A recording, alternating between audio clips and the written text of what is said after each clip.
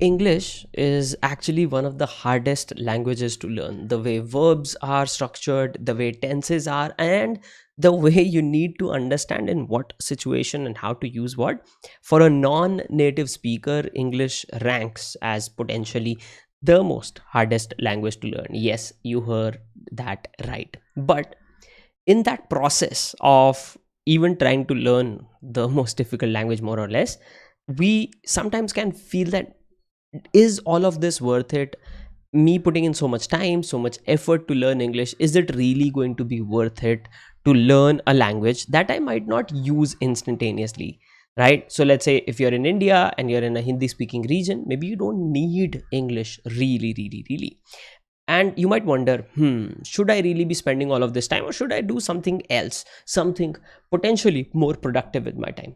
Let me stop you right there and give you a short answer. The short answer is, this whole thing, or taking up learning English and spending a lot of hours and hard work that goes into learning English, is 100% going to be worth it, and probably then some more. Long answer. Welcome to this video. Let's have a look at the reasons that can potentially persuade you into learning a language such as English.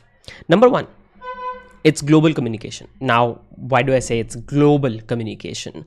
Isn't America an English speaking country, or maybe England? What about other countries? So if you look at the span of English speakers in the world right now, you are going to be officially going to able to communicate with not just people in India, people in US, Canada, UK. These are the three kind of easy countries to guess, right? Then there's Australia, New Zealand, a lot of European countries, Middle Eastern countries, people in China as well.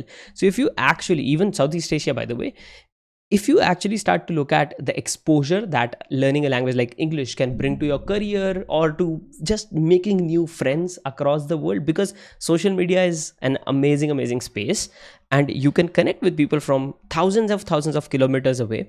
It opens up a chance to have global communication. So, and a very surface level answer sometimes to learn English is, yes, it will open up more career opportunities for you, or you'll get your promotion, you'll get that managerial level role that you always wanted if you can speak English well.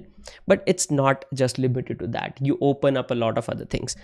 Jack Ma, the co-founder, or rather the founder of Alibaba, says learning a language is not about just learning a language. It's actually about understanding a culture really, really well. And that's my point. You open yourself up to a lot of other things. And then, of course, number two is going to be better job opportunities.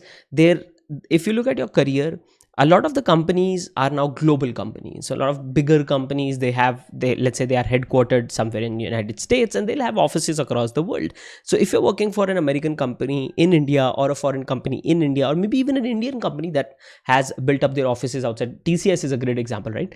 So if they've built up their offices outside India, you need to work with people who are not native to whatever language you speak. So they are going to be primarily English speakers, and that will open up more job opportunities. It will open up opportunities within the same company. So I'm not even saying job opportunities to go abroad. I'm saying living whichever country you are living in right now, and then working with international companies. That's what you open when you start learning English, or when you get good at English. And by the way, with English, the requirement is not as strict, more or less. For example, like right now I'm learning Japanese, and if I really want to build a career on top of Japanese, the requirement to learn Japanese is very, very high. Like, I can't have like a very basic level in Japanese and expect to get to build a career around that. But with English, it's slightly different. There's a lot of leeway with that.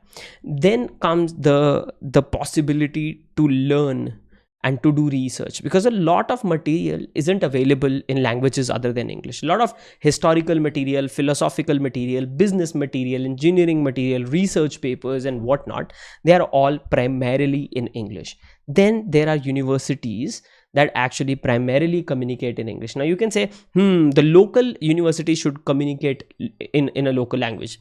I get that. But the problem with that is, if you're training an MBA, or if a degree that your college is teaching is an MBA, you expect the graduates to go out into the global world and make a mark there.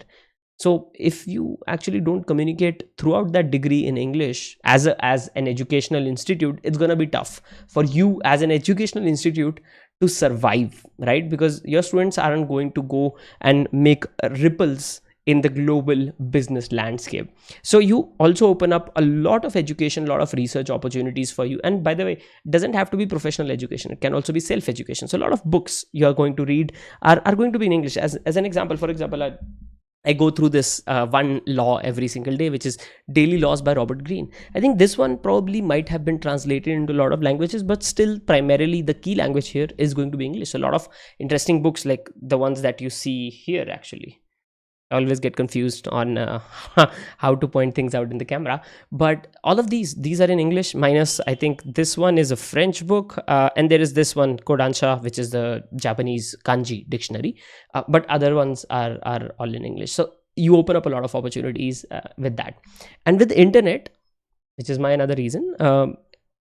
With internet, which is primarily in English, you can of course change languages. You can have like Facebook in Hindi or Marathi or Punjabi or whatever local language may be.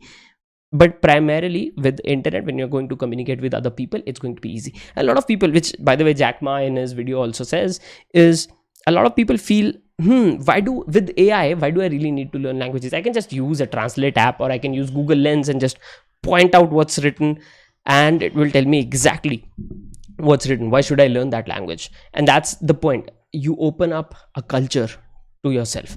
So through internet, through tech, you can communicate with people. You can the distance is much less, and primarily you'll have to communicate in English because those guys are learning English, right? So you need to learn English as well, because there needs to be some common thread. And if you're able to pull up those common threads, there is a lot of relationship and friends that you can make, actually, not just like education and career side of things, right? So another one which I feel is travel and exploration. And you might have heard of a lot of stories when somebody goes to, let's say, Japan or China, and they don't know how the menu works, and they order something else comes up. This has happened with a couple of my friends as well. They were vegetarians, they ordered something, it didn't really resonate with the restaurant waiters and the restaurant staff. They didn't know the dish that came in was something weird, right? So all of these things are going to get a lot easier if you can actually speak English. And if you look at across the board, if you look at different countries, most of these guys, they are going to have hoardings or boards or signposts, etc., in English along with their native language. So you open up a lot of possibilities around travel to explore different relatively lesser known places as well, because they are going to be still open towards English, because English is one of the most widely spoken languages, and a lot of people expect people who speak English to come and visit their places, their villages, their towns, their cities. And that opens up a lot of opportunities for you to later travel and explore really, really well as well. And another very, very important reason, which I think is, which I've mentioned, is the culture exchange, right? It's not just that you get to understand other people and their culture, right? For example, like things that I'm discovering about Japanese people have a weird word for everything, right? They have a word for the depression that you get when you don't have a good enough haircut, right? That it's a different word. Then there is another different word. So understanding that Japanese people have words for weird situations that we won't usually recognize, but their theory behind a lot of this is having a word actually allows us to accept those things. So accept anxiety, accept depression as well, and also accept that this is going to be a phase. It allows people to actually work better through their depression or sad phases in life, which is great, right? So that's a very interesting thing, which is unique to Japanese culture. So that's what I'm talking about. A lot of culture exchange happens, and when you are interacting, let's say if you're learning English and you're interacting with an American person, you'll be able to communicate your culture better to them as well. A lot of people have their own notions based on the news, based on social media, what they've seen. Indian people are like this, Spanish people are like this, right? And by speaking English, you can communicate that better. So when I was in US, I had a lot of American friends, and I think that was a very, very good experience for me to share also what India means and what we do in India. Like a lot of people have very weird notions, for example, about how the marriage system works, about how the education system works, about how the parents keep on meddling, and they feel that a lot of those things that happened 30 years ago in India also happen today. Why? Because they don't have exposure to somebody who's truly Indian, right? So I was able to communicate those things very well with those people, and also they were very interested in that, in knowing about the country and what happens, and how we think, how we eat, what kind of food we eat, what kind of food I would suggest. I met a lot of clients who were like, "Hey dude, I tried this, I tried making this for my wife, is this recipe correct?" Right? And I was able to communicate, nah, maybe slight change with the with your recipe here, slight change with your recipe there, and they were very, very, very happy, right? So it opens up a lot of different boundaries that you would have otherwise, right? And of course, all of this interacting with people, knowing that you can speak English, knowing that you're good at a language other than your native language, what are you going to open? You're going to open doors to self-confidence. Brings in immense self-confidence to know a couple of extra languages. I kid you not, just try it once.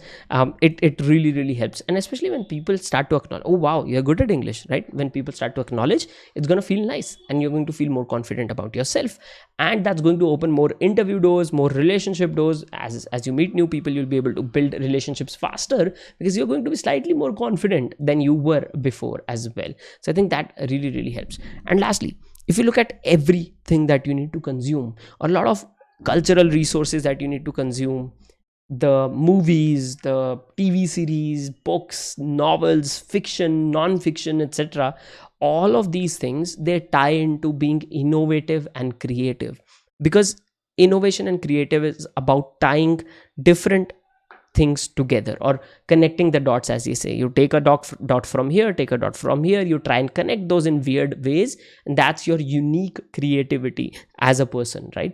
But we are only going to be able to do that if we have a lot of information access, if we can access and think and look at different things, a lot of different things. And by knowing a language other than your native language, specifically English, a language as vast as English, or a language with as vast of a speaker or a user base as English, you're going to open up a lot of opportunities to be more innovative, to be more creative in your life and in the solutions that you bring to your job, to your relationships, or to your just personal life even. So I do feel, in to sum all of this up, English is 100% going to be worth it. If you can't speak English, if you can't converse in English, if you can't read English, it's going to open up amazing doors for your life. Spend the time that it requires, put in the effort, put in the hard work. It's 100% going to be worth it, and you're going to thank yourself in like 5 years after learning English, that yeah, thank God you took the time and the effort to actually learn English, because it's going to open so many amazing doors for you in your life. You don't know it yet. And I'll see you guys next time. Take care.